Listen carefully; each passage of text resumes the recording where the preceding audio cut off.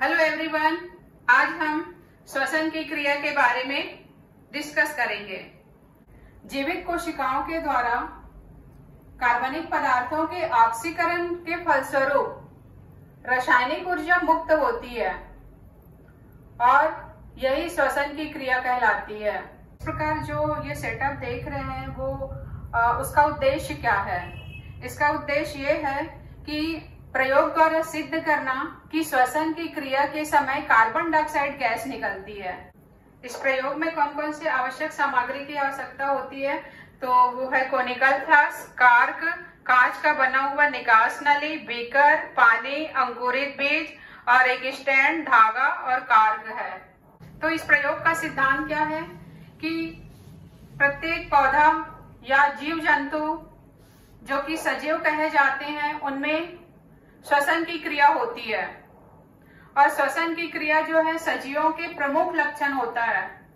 और इस क्रिया में क्या होता है कि कार्बनिक भोज्य पदार्थों का ऑक्सीजन की उपस्थिति में ऑक्सीकरण होता है और वे सरल कार्बनिक यौगिकों में टूट जाते हैं, विभाजित हो जाते हैं और इसके कारण क्या होता है कि कार्बन डाइऑक्साइड मुक्त होती है और जल बनता है और हमें इससे एनर्जी मिलती है, ऊर्जा प्राप्त होती है। तो इस प्रकार जो श्वसन है वो सजीवों का प्रमुख लक्षण है। प्रत्येक जीवित कोशिकाओं में श्वसन की क्रिया पाई जाती है। एक एक्सपेरिमेंट से समझेंगे हम यहाँ पे कि श्वसन की क्रिया में कैसे ऑक्सीजन ग्रहण की जाती है और कार्बन डाइऑक्साइड मुक्त होती है। तो आप देख पा रहे हैं यहाँ पे एक स्टैंड लगा हुआ है, एक कोनिकल फ्लास्क है कांच का और एक बीकर है और 2 बार समकोण पे मुड़ी हुई कांच की एक नली है जिसे निकास नली कहते हैं और एक कार्क है जिसमें हमने होल कर दिया है और इस प्रकार से निकास नली को फिट कर दिए हैं।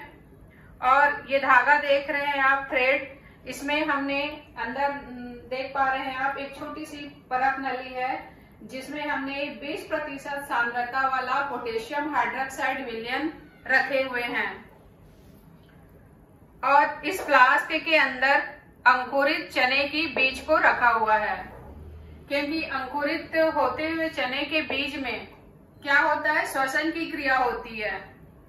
तो ये जो बीकर है उसमें हमने पानी लिया हुआ है और चूंकि कलर डाल दिए हैं ताकि अच्छे से स्पष्ट दिखाई दे। तो क्या होता है कि अंकुरित बीजों में श्वसन की क्रिया होती है।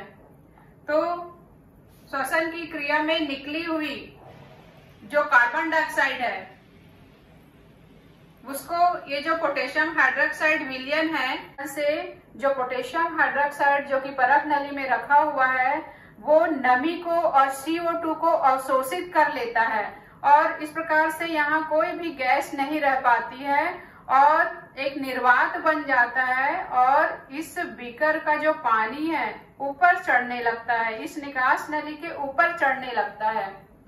तो इससे सिद्ध होता है कि श्वसन की क्रिया में कार्बन डाइऑक्साइड मुक्त होती है। श्वसन की क्रिया को हम समीकरण के रूप में कैसे लिख सकते हैं? तो स्क्रीन पे देख पा रहे हैं कि कार्बोहाइड्रेट का अणुसूत्र क्या है, C6H12O6 और वो ऑक्सीजन की उपस्थिति में ऑक्सीकरण की क्रिया के द्वारा क्या बन रहा है, कार्बन डाइऑक्साइड बन रहा है, जल बन रहा है और ऊर्जा मुक्त हो रही है।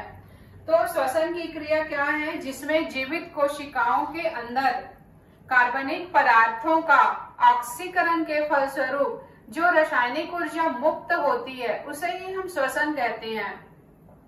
तो श्वसन की क्रिया में आपने यहाँ पे एक एक्सपेरिमेंट से समझा और पौधों में क्या होता है कि गतियां पाई जाती है, मूवमेंट होता है, ग्रोथ होता है, वृद्धि होता है। तो इस प्रयोग को करते समय कौन सी सावधानी रखनी चाहिए? तो सबसे पहले ये कि जो धागे की सहायता से हमने परत नली में पोटेशियम हाइड्रोक्साइड का विलयन लिया हुआ है वो गिरना नहीं चाहिए। दूसरा ये कि जो कार्क है वो कोनिकल फ्लास्क में अच्छे से लगा हुआ होना चाहिए, मतलब ये जो उपकरण है वो वायुरोधी होना चाहिए, एयर टाइट होना चाहिए। और तीसरा ये कि ये जो निकास नली हमने जो लगाया हुआ है उसका दूसरा सिरा जो है बीकर में रखे हुए पानी में डूबा हुआ रहना चाहिए। तो इस प्रकार इतनी सावधानी इसमें रखनी चाहिए। तो इस प्रकार हमने इस प्रयोग में क्या देखा कि श्वसन की क्रिया के कारण कार्बन डाइऑक्साइड गैस मुक्त होती है। उम्मीद करती हूँ कि आपको ये प्रयोग समझ में आया होगा।